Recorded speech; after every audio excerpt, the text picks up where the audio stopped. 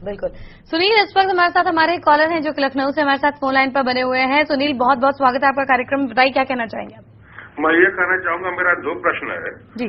एक तो ये कि जो लोकपाल बिल है, लोकपाल बिल अभी लोकसभा में पेश भी नहीं हुआ और उसके खिलाफ इतनी सारी तैयारियां हो गई हैं कि विरोध होगा, आंदोलन होगा, आमरण अनशन होगा। क्यों? अभी जब उसका मेन ड्राफ्ट आया नहीं तो ये किसी पार्टी के विरुद्ध क्यों हो रहा है? एक चीज। दूसरी चीज ये है कि अगर लोकपाल की बात हो रही है तो अगर किरण बेदी, अरविंद केजरीवाल पे भ्रष्ट का लगा कि ये लोग जो वो है, क्या नाम है, भ्रष्ट है, तो इनको किस पक्ष का, अगर अन्ना ये भी तो कर सकते थे कि हम निष्पक्ष जांच करा लेते हैं, इनका किस बात से फेवर किया जा रहा है? बिल्कुल। तो फेवर क्यों किया जा रहा है ये जानना चाहते हैं। हालांकि सवाल जैसे जैसे हम विषय में घुसते जा रहे हैं और भी ज्यादा जटिल होते जा रहे हैं। आप बताइए, आपने भी सुना सवालों को, आप क्या कहना चाहेंगे? 10 सितंबर 2011 को अन्ना हजारे जी ने कोर कमेटी की मीटिंग रखी थी रालेगंज सिद्धि में। हम लोग उस कोर कमेटी में प्रस्तुत थे और वहां पर मीटिंग के दौरान अरविंद केजरीवाल ने स्वयं मीडिया के सामने ये बात स्वीकारी थी कि हम लोग 2 रिटायर्ड जजेस को रखेंगे जो हमारे खिलाफ होने वाले भ्रष्टाचारों की जांच करेगी। दुर्भाग्यपूर्ण बात यह है कि वो 2 जजेस आज तक नियुक्त नहीं किए गए हैं। जहां हम सरकार से समय सीमा के अंदर इस जन लोकपाल बिल को पास करने की बात करते हैं, वहीं हमारे अपने लिए वो मापदंड दूसरे हो जाते हैं और हम समाज से जो है और उन आरोपों से बचने के लिए दूसरे व्यक्ति, कांग्रेस की साजिश या देश में जो है हमारे खिलाफ प्रचार किया जा रहा है, ऐसी बातों का सहारा लेते हैं जो कि गलत है। जो व्यक्ति सही सच्ची छवि का है, अन्ना जी जैसे महान व्यक्ति को आरोपों से बचने के बजाय उनका सामना करना चाहिए। तो आरोपों से बचने के बजाय उसका सामना करना चाहिए। इस वक्त हमारे साथ मदन, हमारे कॉलर फोन लाइन पर बने हुए हैं। मदन, बहुत बहुत स्वागत है आपका। बताइए क्या कहना चाहेंगे आप इस बारे में? मैडम, मेरी रिक्वेस्ट एक है, ये जो अभी जो आप जवाब दिलवा रहे हैं, आप बैठे हैं यहाँ पर, ये कह रहे हैं कि भ्रष्टाचार जो है नियम और कानून से खत्म नहीं होता जी, है ना जी? जी जी। दूसरी बात से जी ये कह रहे हैं कि नियम और कानून से भ्रष्टाचार खत्म नहीं होता। तो लोकपाल बिल क्या नियम और कानून से बाहर की चीज है, या फिर अगर लोकपाल के सदस्य करप्ट हो जाते हैं तो फिर इन पर अंकुश रखने का क्या तरीका है? और जी जी, बहुत सटीक सवाल आपने पूछा है। बहुत अच्छा सवाल है और ये एक बहुत बड़ी समस्या हमारे पूरे समाज के सामने खड़ी हुई है कि यदि लोकपाल भ्रष्ट हो जाता है तो क्या होगा। अब हमारे साथ समस्या सबसे बड़ी ये है कि जो हमारी कोर कमेटी है या अन्ना हजारे जी की जो टीम अन्ना है, उन्होंने जो लोकपाल बिल तैयार किया है वो इतना व्यापक है कि उसमें पियोन से लेकर के प्रधानमंत्री, लोअर और हायर जुडिशरी, सभी मेंबर ऑफ पार्लियामेंट्स, उसका इतना व्यापक दर्जा हो जाने के कारण लोकायुक्त के हाथ में असीमित ताकतें हो जाएंगी। चंद्र प्रकाश जी, बहुत बहुत स्वागत है आपका। बताइए क्या जानना चाहेंगे आप? जी, मैं पहले तो ना 2-3 पॉइंट आपसे थोड़ा सा आपके सामने रखना चाहता हूँ। जी बोलिए। पहला तो यह है कि लोग सरकारी तंत्र में अगर कोई भ्रष्टाचार है उसके लिए लोकपाल बने, ये अच्छी बात है। लेकिन दूसरा जो अहम मुद्दा है वो ये है कि सरकारी तंत्र में ही भ्रष्टाचार नहीं है। सबसे ज्यादा जो देश में भ्रष्टाचार इस समय फैला हुआ है वो प्राइवेट सेक्टर। अगर आप उसको मैं छोटे छोटे 2-3 पॉइंट बताना चाहता हूँ। आप डॉक्टर के पास जाते हैं, वो आपसे 300 रुपए फीस लेता है, कोई स्लिप नहीं देता। आप दुकान पे जाते हैं, आप सामान लेते हैं, कोई फीस नहीं देता। आप वकील के पास जाते हैं, वो आपको डरा के इतना पैसा मांगता है और वो आपसे कहता है कि कैश में दीजिए। वो 3 तो ये हो गए।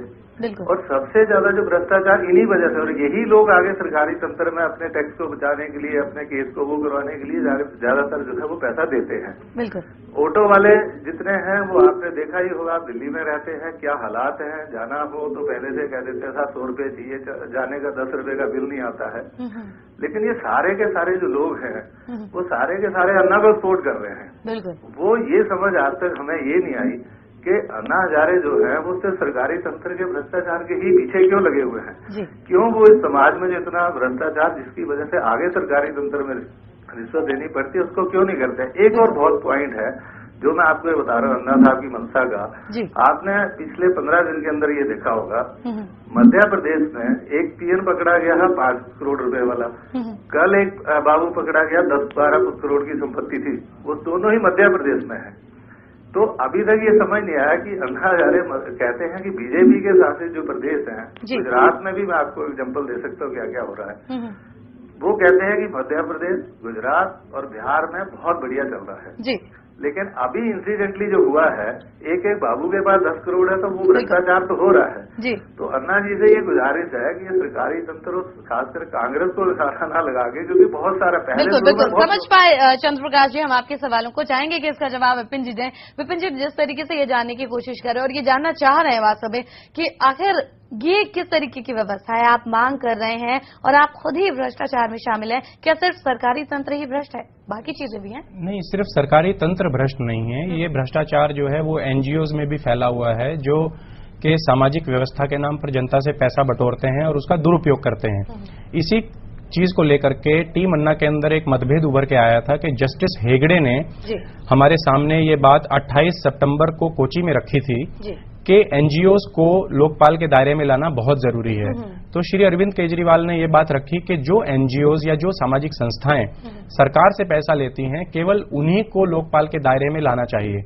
हमने फिर प्रश्न उठाया कि जो एनजीओज सरकारी मदद लेते हैं वो तो बाय डिफॉल्ट ही सरकार द्वारा चेक कर लिए जाते हैं, परंतु जो लोग जनता की भावनाओं के साथ खेल करके या जनता की भावनाओं को उत्तेजित करके जो पैसा इकट्ठा कर लेते हैं, उनको चेक करना बहुत जरूरी है, क्योंकि यदि एक संस्था काम गलत करती है तो आने वाले बहुत लंबे समय तक जनता का विश्वास उस संस्था से उड़ जाता है।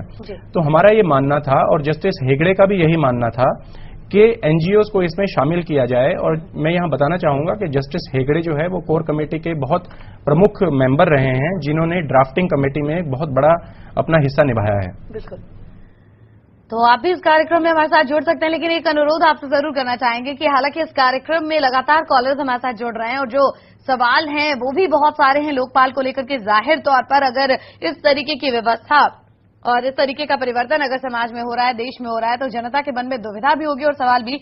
लेकिन सवाल अगर आप छोटे पूछेंगे तो आसानी से आप कई सारे सवाल हमसे पूछ सकते हैं और साथ ही कई और जनता अपने जो डाउट्स हैं इस बारे में या जो सवाल हैं वो क्लियर कर सकते हैं। तो आप हमें फोन करते रहिए लगातार 4321 पर, लेकिन ध्यान रखिए इस बात का कि जो आपके सवाल हो वो छोटे हों, एक सटीक सवाल आप हमसे पूछ सकते हैं। राजमोहन इस वक्त हमारे साथ हमारे कॉलर हैं जो कि दिल्ली से हमारे साथ फोन लाइन पर बने हुए हैं। राजमोहन जी, बताइए आप क्या जानना चाहते हैं? मेरा सवाल बहुत संक्षेप में ये है जी कि अन्ना हजारे केवल जो सरकारी कर्मचारी हैं, अधिकारी हैं, उनके करप्शन की बात करते हैं, और जितना मीडिया हाउस है, जितना एनजीओज है, जितना ट्रस्ट है, जितने कॉर्पोरेट हाउसेज हैं, जब से ये 1991 से लिबरलाइजेशन हुआ है तब से ज्यादा ये करप्शन सबसे ज्यादा फैला है। तो उसके बारे में अन्ना हजारे चुप क्यों हैं? और केवल सिसोदिया, बेदी और केजरीवाल और 2-3 और आदमी मिला के सिविल सोसाइटी नहीं है, इन्होंने एक ग्रुप बनाया हुआ है। वो ग्रुप क्यों नहीं ब्रॉड स्पेक्ट्रम लेता है? क्यों नहीं दलित, पिछड़ों, दलित और मुस्लिम सबको रखा जाता है? बिल्कुल ये क्यों? जी, बहुत बहुत शुक्रिया आपका। तो जो हमारे कॉलर का सवाल था, आप भली भांति परिचित होंगे उस सवाल से। अब लोग ये जानना चाह रहे हैं कि आखिर इसका विस्तार क्यों नहीं होता है? अगर किसी मंच से किसी बारे में कहा जाता है और वो बात अगर आम जनता तक पहुंचाई जाती है तो टीम का हर मेंबर उस बारे में क्यों नहीं बोलता और हर किसी की राय जानने की कोशिश क्यों नहीं की जाती? जन लोकपाल बिल के अंदर एक सबसे बड़ी समस्या यही थी कि ये अलोकतांत्रिक तरीके से या तानाशाह तरीके से तैयार की गई एक कोर कमेटी के द्वारा तैयार किया गया है। इसमें जनता का बहुत बड़ा पार्टिसिपेशन नहीं लिया गया और बहुत से लोग जो इसके सपोर्ट में हैं वो जन लोकपाल बिल के विषय में बहुत ज्यादा ज्ञान नहीं रखते हैं। सारी समस्या यहाँ पर आती है कि हम लोग व्यक्तिवादी हैं, हम एक व्यक्ति को भगवान मानकर उसके पीछे चलने लग जाते हैं। तो हम लोगों का ये मानना है कि ये आंदोलन व्यक्तिवादी ना होकर के विचारवादी होना चाहिए। अरविंद केजरीवाल जी को शायद ये डर लगा कि अगर एनजीओज को उसके अंदर ले लिया जाएगा तो सबसे पहले उन्हीं की अपनी एनजीओ के ऊपर सरकार प्रश्न उठाएगी। जस्टिस हेगड़े ने सशक्त शब्दों में ये बात बोली कि मैं एनजीओ को लोकपाल के दायरे में लाना चाहता हूं और मैं मीडिया हाउसेस को भी लोकपाल के दायरे में लाना चाहता हूं। तो मैं ये चाहता हूं कि जनता अपनी आवाज को सामने लेकर के आए। ये हम लोगों के भविष्य का सवाल है। ये जन लोकपाल बिल आने वाले 120 करोड़ जनता का भविष्य निर्धारित करेगा। इसमें आप लोगों का सहयोग बहुत जरूरी चाहिए।